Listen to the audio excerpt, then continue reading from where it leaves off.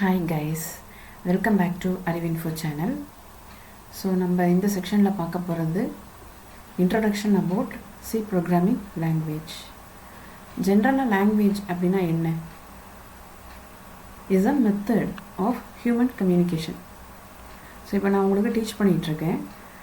So நீங்க listen பண்ணிட்டு இருக்கீங்க. எப்படி இது possible? Through language. So இப்போ நான் தமிழ்ல டீச் பண்றேன். So தமிழ் language எனக்கு தெரியும். ஸோ உங்களுக்கும் தமிழ் லாங்குவேஜ் தெரிஞ்சிருக்கணும். ஸோ அப்போ தான் நம்மளால் கம்யூனிகேட் பண்ணிக்க முடியும் இல்லைங்களா? ஸோ இதுதான் வந்து நம்ம லாங்குவேஜ் அப்படின்னு சொல்கிறோம். அதே மாதிரி கம்ப்யூட்டர் லாங்குவேஜ் அப்படின்னா என்ன?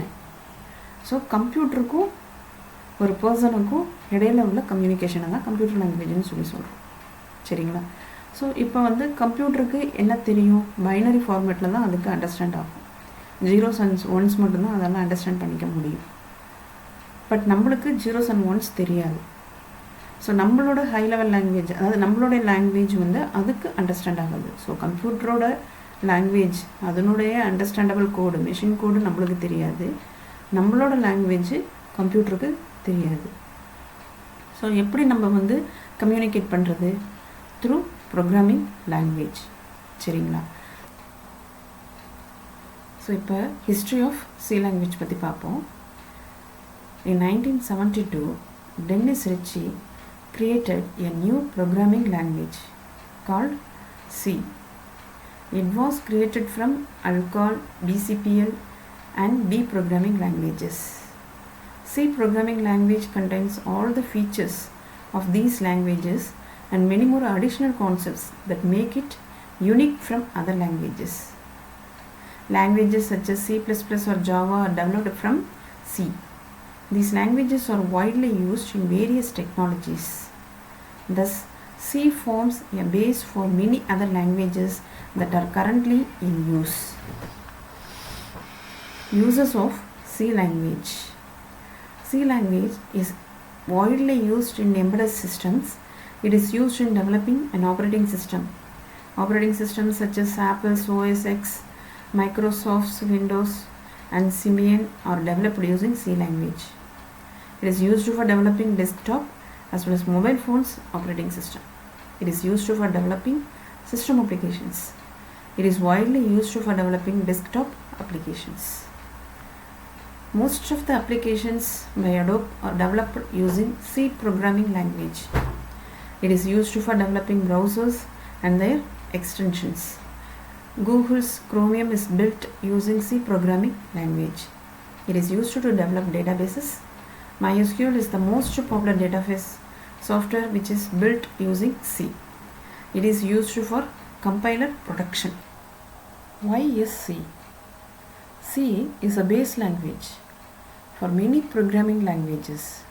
So learning C as the main language will play an important role while studying other programming languages.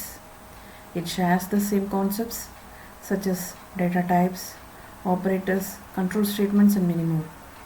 C can be used widely in various applications. It is a simple language and provides faster execution.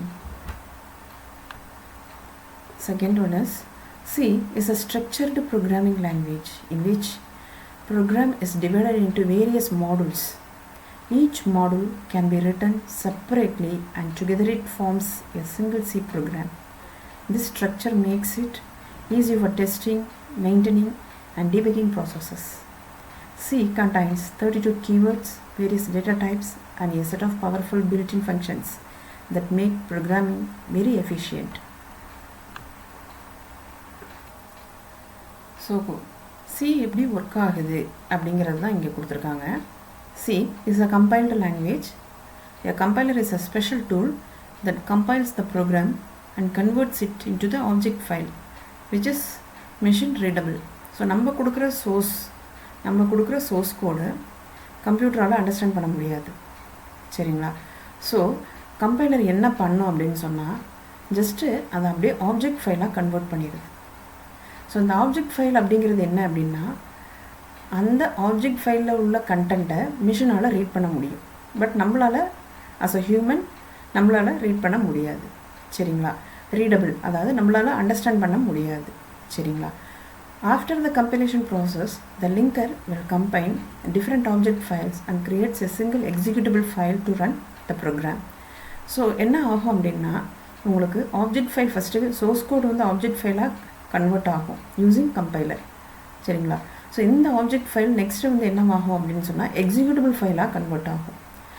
So நம்ம வந்து run பண்ணி output print பண்ணிக்கலாம். So first நம்மளோட source code வந்துட்டு மிஷினால் understand பண்ணிக்க முடியாது.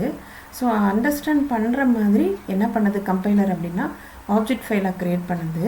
So create பண்ணிவிட்டு next EXE ஃபைலாக convert பண்ணுது. சரிங்களா? Nowadays, various compilers are available online and we can use any of those compilers. இப்போ எப்படி இன்ஸ்டால் பண்ணுறது C அப்படிங்கிறத பார்ப்போம். There are many compilers available for C and C++. We need to download anyone. Here we are going to use Turbo C++. நம்ம போடுற எல்லா ப்ரோக்ராம்ஸும் நம்ம பார்க்க போகிற இந்த டியூட்டோரியலில் பார்க்க போகிற எல்லா ப்ரோக்ராம்ஸும் நம்ம வந்து டர்போவில் தான் பண்ண போகிறோம். ஸோ டர்போ C++ நம்ம டவுன்லோட் பண்ணி இன்ஸ்டால் பண்ணிட்டோம் அப்படின்னு சொன்னாலே நம்மளுக்கு C++ ரெண்டுமே வந்துட்டு ஒர்க் பண்ணிக்கலாம். சரிங்களா? It will work for both C and C++. To install the Turbo C software, we need to follow the following steps. என்னென்ன ஸ்டெப்ஸ்ன்னு பாருங்கள். ஃபஸ்ட்டு நீங்கள் ஏதாவது ஒரு ப்ரௌசர் ஓப்பன் பண்ணிக்கோங்க. ப்ரௌசர் ஓப்பன் பண்ணிவிட்டு நீங்கள் அதில் டவுன்லோட் டர்போ C++ அப்படின்னு சொல்லிட்டு டைப் பண்ணுங்கள். நெக்ஸ்ட்டு நீங்கள் அந்த லிங்க் கிளிக் பண்ணிங்க அப்படின்னு சொன்னால் உங்களுக்கு என்ன ஆகும் அப்படின்னு சொன்னால் டவுன்லோட் ஆகும் இல்லைங்களா? டவுன்லோட் பண்ணிவிட்டு அந்த ஜிப் ஃபைலை வந்து எக்ஸ்ட்ராக்ட் பண்ணுங்கள். எக்ஸ்ட்ராக்ட் பண்ணிவிட்டு EXE ஃபைலை ரன் பண்ணுங்கள். உங்களுக்கு ஆட்டோமேட்டிக்காக இன்ஸ்டால் ஆகிடும். ஓகே, நம்ம இப்போ அதை பார்க்கலாம்.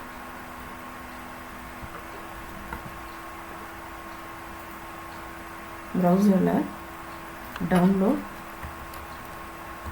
Turbo C++.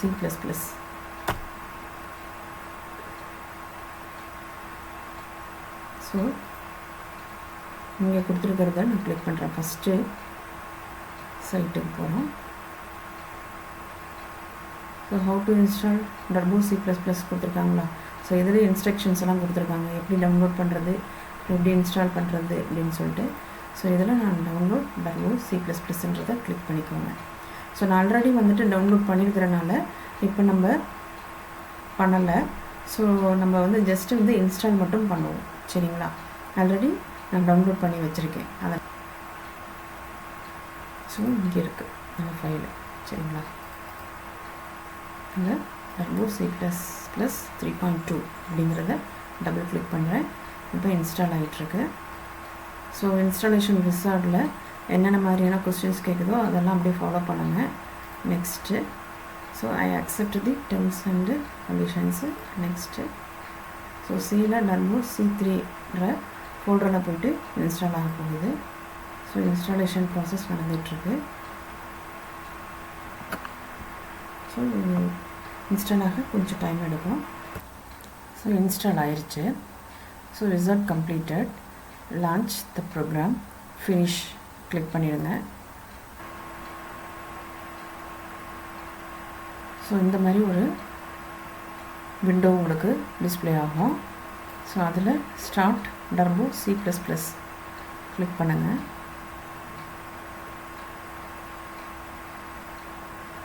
ஸோ இப்படி இருக்கும். இதில் நீங்கள் விண்டோவில் போய்ட்டு க்ளோஸ் ஆல். ஸோ நம்ம இப்போ நியூ ப்ரோக்ராம் ரைட் பண்ணுறதுக்கு நியூ ஃபைலில் போய்ட்டு நியூ கொடுத்து நம்ம ப்ரோக்ராம் என்ன டைப் பண்ணணுமோ டைப் பண்ணிக்கலாம். ஓகேங்களா? புரிஞ்சுங்களா? ஓகே, இந்த செக்ஷனோட டாபிக் கவர் பண்ணிட்டோம். ஸோ இந்த வீடியோ உங்களுக்கு யூஸ்ஃபுல்லாக இருந்துச்சுன்னா லைக் அண்ட் ஷேர் பண்ணுங்கள். மறக்காமல் சப்ஸ்கிரைப் பண்ணுங்கள். ஸோ நெக்ஸ்ட் வீடியோவில் பார்க்கலாம். தேங்க்யூ.